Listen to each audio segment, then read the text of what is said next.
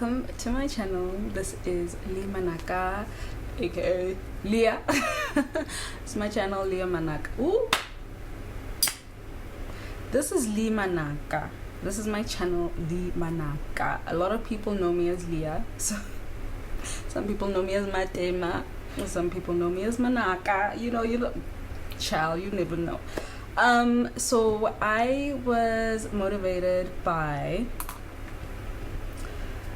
a video that I started watching recently. Okay. It is based on manifestation and the teaching of manifestation. It's by, I will put the link below. It's by Anaha. I hope I'm saying it right. I'm so sorry if I'm saying it wrong. And I realized that my issue was always that I was like, so I started this course in probably March. Let me try check.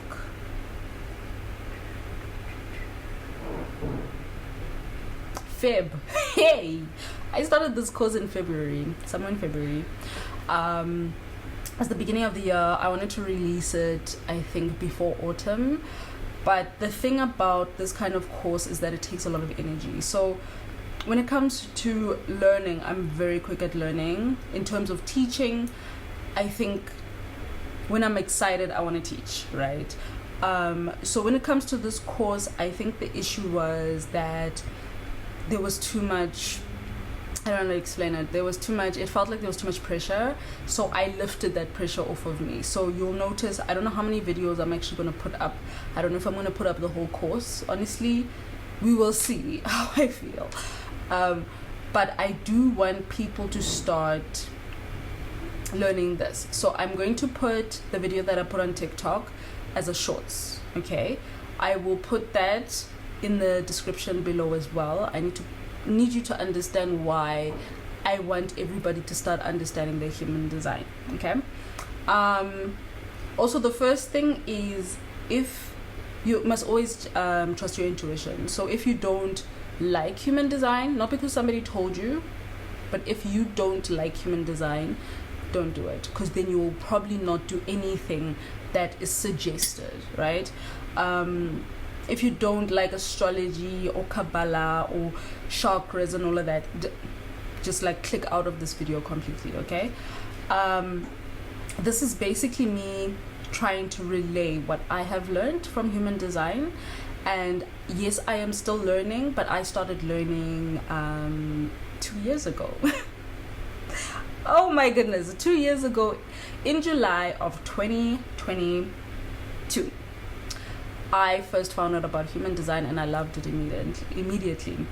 Now, the issue is obviously there's a lot of systems that are widespread and wide known in the world that aren't based on the reality of it. Like, some of them have been misconstrued, misinterpreted. Some of them have been, I guess, used incorrectly. Like, even if you looked at astrology, you would understand that westernized astrology is basically incorrect. But the thing is, it's always good to work with what you know, okay? And if something is taught to you, learn that something, allowing yourself to see what it is about yourself that is, I guess, what rings true, and then leave the rest. That's my opinion. That's my suggestion as well. So yeah, I'm gonna try edit it as well as possible, but just remember, this is something that I did record in February. So there might be a lot of differences and discrepancies and stuff like that, but I will probably pop up and be like, yo, please extra this or something like that. So I really hope you enjoy this. Yeah, let's get into it. Hi everyone, welcome to my very, very first e-course, human design e-course.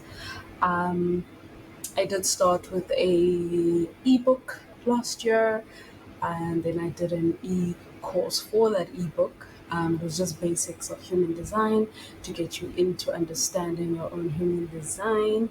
Now I've decided to make my own sort of in-depth course to help those that are more interested in learning by themselves, to understand and to study design with me, alongside me, to have notes and so forth. The course outline is Human Design 101. That will be explaining the human design types, strategies, and authorities, definition, digestion, cognition, and environment. Then there'll be the deeper dive, which explains the profile, incarnation, cross, motivation, and sense. So the Human Design 101 is basically your core, it's basically your foundation. And then the deeper dive is where you find little pearls of wisdom, like things that help you understand your purpose of coming back into reincarnation. And then integrating HD is the last part that will help you to integrate these teachings into everyday life. What you will gain. This course has been designed to be the simplest form to go through time and time again when needed. So even myself, I've been doing human design for the last probably 1 year and a half, applying it to my own life and trying to teach it to people around me. And through that, I realized that there are a lot of moments where we need to relearn what it was that we were learning before. We need to re-understand all of the information that's given to us, because unlearning, basically human design is unlearning everything that we've been taught to whatever age that we are at where we're learning about human design, and relearning, I guess, unlearning and then going back into our natural form. The contents are Section 1, Part 1, Type, Strategy, and Authority. Section 1, Part 2, Definition and Digestion. Section 1, Part 3, Cognition and Environment. Section 2, Part 1, Profile and Incarnation Cross. Section 2, Part 2, Motivation and Sense. Section 3, Part 1, Integrating into Everyday Life. Section 1, Part 1. Section 1, Part 1. So we need to find your chart on the link below, either astrologyhumandesign.com or humandesignx.com. Astrologyhumandesign.com is easier to read if you are very new to human design, if it's your first time seeing the chart and everything. And then Human Design X is a little bit more complex. It needs you to understand some of the more complex things about it, but it does give you the basics and the basic information that you need. But astrologyhumandesign.com is really good for if you're a newbie. Human design is essentially a mix of the chakra system, astrology, science, I Ching, Kabbalah, and Vedic. Most of these being a different version of each other. The system helps you find ways to live easier and simpler according to the way you were created by the different elements that were present at your birth, being the sign the planets were in, the placements of the stars, and the connection to the elements those signs are in, being feminine or masculine. These were all integrated into a system that gives you the option to live best for you according to your own nature. In this course, I will be simplifying the principles that I have learned within human design and give you the space to find yourself in it as well. If there's more information you'd like about the basics of human design, please do Google it. I am simply teaching about the basics of human design so you can live it within your truth. Type. In human design, there are 5 types, namely generators, manifesting generators, manifestors, projectors, and reflectors. The types give you the opportunity to know how to respond to life and the things you want out of life. Most of us live uncomfortable and difficult lives because of the things we've been taught that ring true to us, how we're meant to go for what we want or create things out of nothing, however, it isn't that simple. One thing I've also learned from the people I've interacted with in the last year and a half of knowing and understanding and loving human design is that people have this weird tendency to want to understand other types and other strategies and other authorities. But the thing is, it's always best, especially if you're new, it's always best to focus on your own type. Don't worry about the other types, you won't understand it. You won't be able to live it. Worry about your own type. Live within your own type. Once you've lived within your own type, say maybe you want to help a family member or whatever, that's when you can start looking at other types, because there's a lot of these types that really don't make sense if you just look at it. But the thing is, that's the way your body is designed. And if you work with how your body is designed, there's literally nothing that can go against you. Okay, so generators, according to studies, make up around 35% of the population, one of the bigger groups within the five. Basically, the worker bees who have consistent energy, who get ideas off the ground. So it's not that we don't have ideas. Okay, I'm a generator. It's not that we don't have ideas. It's just that we need external stimuli to help us to get that idea off the ground. So we can't just think up something and then do it. It's not about initiating for us, basically. It's about being able to see and notice the things that flow into our aura so that we are able to respond to it at the correct time once our sacral says, hell yes. Generators have a defined sacral, which gives them huge amounts of energy to do the things they love. So, just because you have the sacral, which is the battery of the centers, it doesn't necessarily mean that you'll always have energy to do everything. If you don't want to do it, you're more likely to feel frustrated or worn out or tired or just upset. Which is why if you live within your design and you do the things you love and the things that your body says yes to, and you respond to the things that your body says yes to, then that will be what's the word? That will be when your everything works out for you. Your energy works well. You get to bed tired and feeling really like tired in a good way. You feel energized by the day, but energized in a way where you're like, yes, I did everything that I wanted to do, and I used my energy correctly. Manifesting generators make up around 35% of the population. So these are the other big group of the five types. The manifesting generators are a mix of generators and manifestors, which means that they actually, I would say, from what I've looked at, I love manifesting generators. I think they have one of the best types, and then all the types are really good if you learn how to use it correctly, but I think they have one of the best types because they have the energy and they have the ability to speak things into reality, which is freaking amazing. The manifesting generators are the jack of all trades. MGs are the type that can do a lot of different things at once, which is due to them having a defined sacral and throat center. That's what makes them an MG. The divine sacral and throat center. And the sacral is the one that deals with the generators, which is a hell yes and the energy. And then the throat center is the one where you just speak it into being and you can get things done, if that makes sense. So a manifesting generator can more or less actually work by themselves, but the thing is, the types are the types for a reason. And if we worked well and gelled well together, we would know which part each type would serve, in a sense. Not this whole thing of like, you need a job, you get a job, you do the job. You're not happy at the job, but you're still doing the job and you're shocked that you're getting sick, basically. Um, and then their energetic aura is open and enveloping, which means they need to look within to learn. Within. Okay. Manifestors make up less than 10% of the population. This is the second smallest group of the five.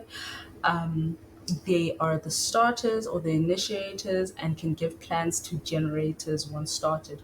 So, the thing about manifestors that I've realized is that manifestors also want to put in the work. But the work of a manifester is to bring ideas to light, not life. So the generators bring the ideas to life by putting their energy into it, but the manifestors bring the ideas to light. And I think that's what they tend to forget because if you put too much energy into it, manifestors are actually not supposed to be working all the time. Manifestors, I believe, if I'm not mistaken, Adele is a manifestor, right? Which gives her the opportunity to create everything. And think of it this way: Adele is a beautiful example of a manifester because she is a singer. Adele is a manifester. She speaks and she sings about the creations that she has made, the ideas that have come up, but she only does that in certain pockets where she has the energy to do that. Then she gives those ideas and that those things that have been created to the people that need to make them big. And I mean, she releases albums probably every 7 years, every 5 years. I don't know how long it is, but she takes such long gaps of breaks between her music, but her music still does so well because she's living in her design. She literally uses her voice to create and then gives that work to other people to promote and to love and to, you know? But anyway, manifestors tend to be able to speak things into existence, which is due to their defined throat chakra, throat center. I mean, throat chakra, throat center, it's the same thing because it does deal with the chakras. Hence, the reason why I said the beginning part of section one to explain to you more or less what the centers are. It's us. The energetic aura is closed and repelling, usually being strong and felt by everyone. So when they are there and they have the energy and they give it, people feel that. But when they don't have that energy, they need to rest. They need to relax and rest. But I understand that we all live in a world where somehow we believe that what we've been taught, what we've been shown is productivity is literally what it is. But no. Okay. Projectors make up over 20% of the population. Projectors are the third lowest. So in the middle, they're right in the middle.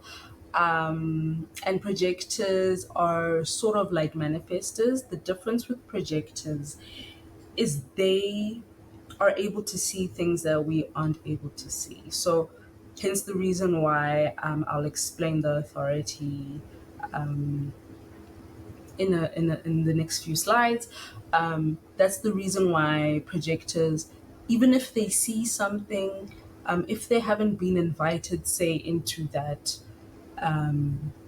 relationship or into that part of work or in like the formal invitation is usually for the bigger things. So if you are a projector and you are an associate of mine and you see something that say I've never noticed before and you want to give advice, so projectors, advisors basically, the best advisors actually, if you have a business you need to have a projector by your side, manifestor for the idea, yeah, idea creation. So usually at the beginning you can talk to a manifestor and see what they think of your idea usually, but that's a whole other thing. And then generators do the whole business growth and all of that. Projectors are the ones that will show you what it is that you're doing and what needs to change, and they show you what it is that is going on and what they see underneath the surface. So they're very good advisors. But like I said, if you are an associate and you see something about me or about my relationships or about my work that I do not see, then you give me advice. I am more likely than not to not accept that advice. I may be angry with you.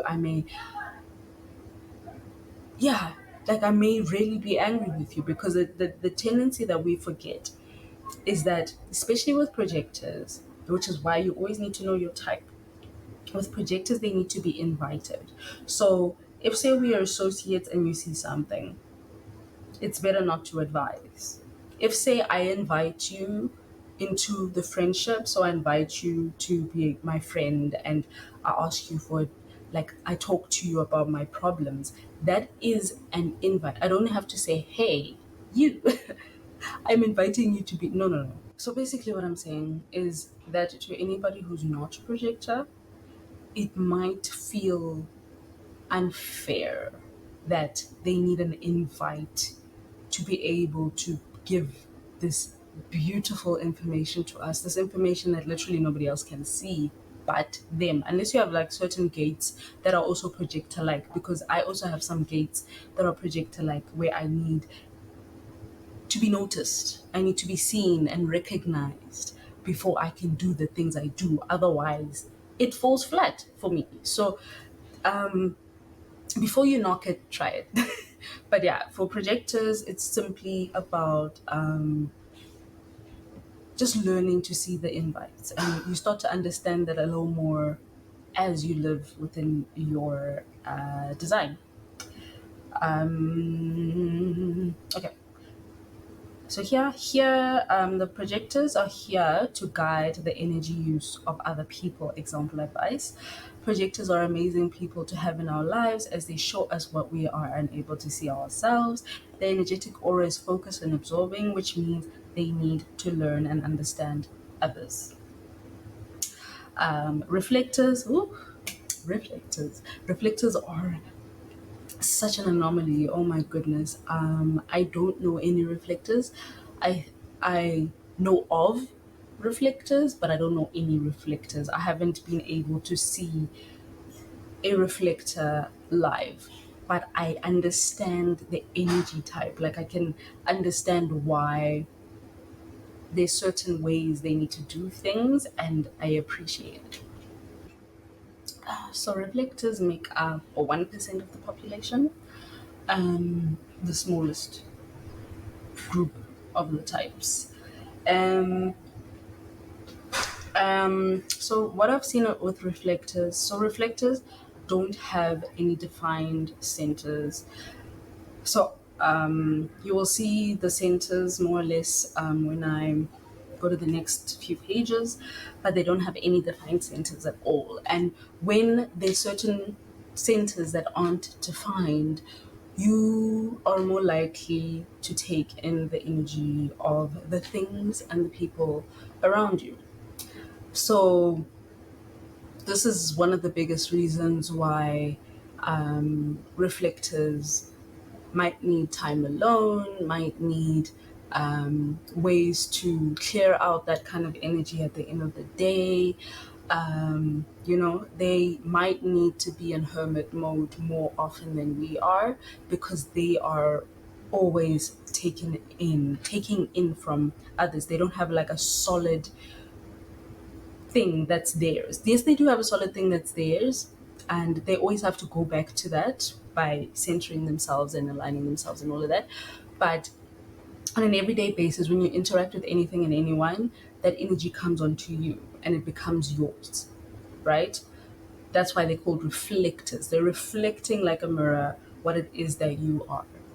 And that might cause obviously friction with people and issues with people because people have a very huge difficulty being able to understand when things are reflected to them, when things are shown to them that is them.